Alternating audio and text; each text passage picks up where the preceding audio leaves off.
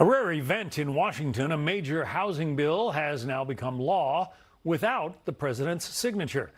The last time this happened was in 1975. President Trump held back his signature while pressing Congress on his Save America Act. The law, dubbed the Road to Housing Act, aims to create more housing and lower construction costs. Let's bring in House Financial Services Chairman French Hill. He was one of the bill's chief architects. Are you disappointed, Congressman, that the president didn't actually sign your bill into law? Well, I certainly understand the president's frustrations with the Senate.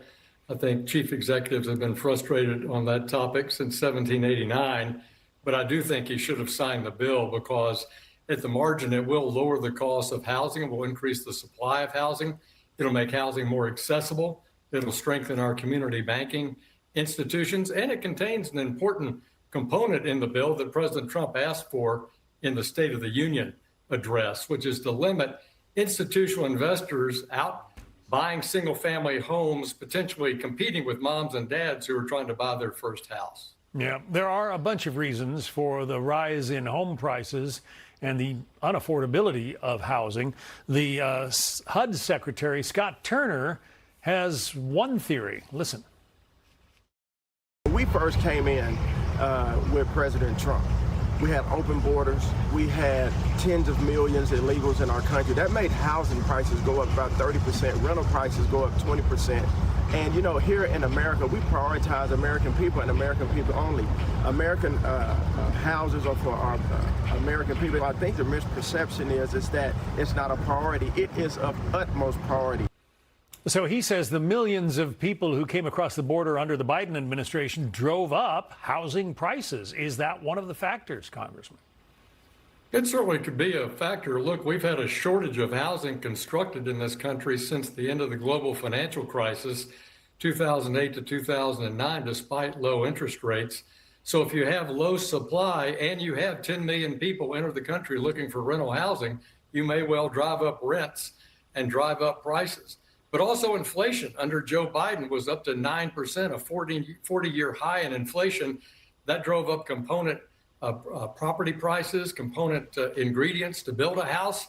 And so it's not a one simple solution to lowering housing prices. But the road to 21st century housing absolutely contributes by encouraging more supply to be built, by creating more flexibility in government rules, encouraging housing and opportunity zones, encouraging our banks to lend.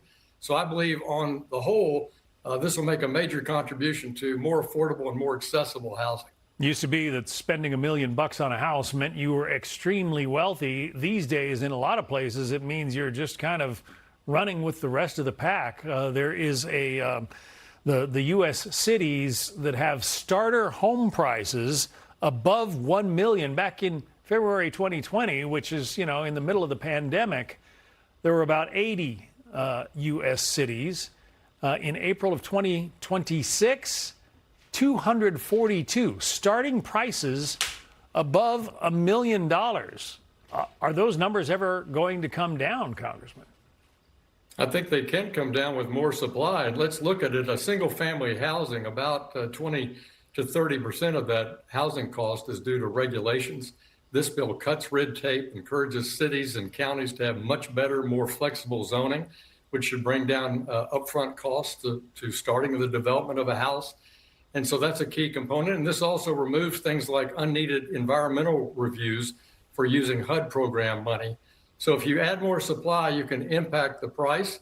But let's not, again, discount the horrible inflation coming out of the pandemic from too lax of monetary policy and too much fiscal stimulus by Joe Biden. We're just now coming out from underneath that. And that saw a sharp escalation in median home prices across the country, as you just pointed out. Yeah, everybody still wants a home. It is the American dream. It's just out of reach for a lot of people right now. Let's hope that new law. We believe this bill will help it become in reach. We want to shrink that age from 40 for a first-time home back to a more historic area of around 30 years old. Yeah, that sounds good to us. Congressman French Hill, we appreciate it. Thank you. Thank you, John. Be sure to like and subscribe for all the Fox News latest on YouTube and catch full shows streaming now on Fox One.